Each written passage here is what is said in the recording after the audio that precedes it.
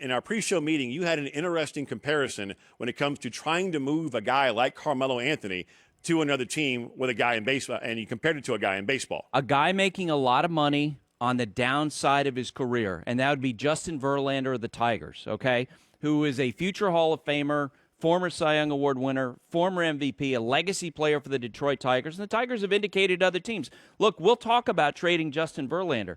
Here's the thing. He's owed about $70 million for the next 2.5 seasons.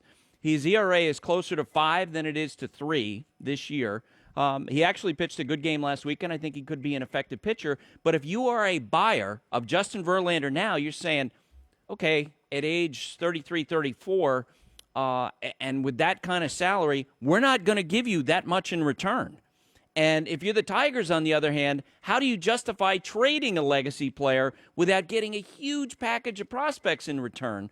And so if you're the Knicks and you have Carmelo, he's a huge name, but let's face it, he's not as good of a player as that brand, as the name. There's some real questions about him, and I'm sure that trying to trade Carmelo at this stage in his career with the money attached, with the legacy thing, that whole thing, that's got to be really difficult to come up with a proper structure.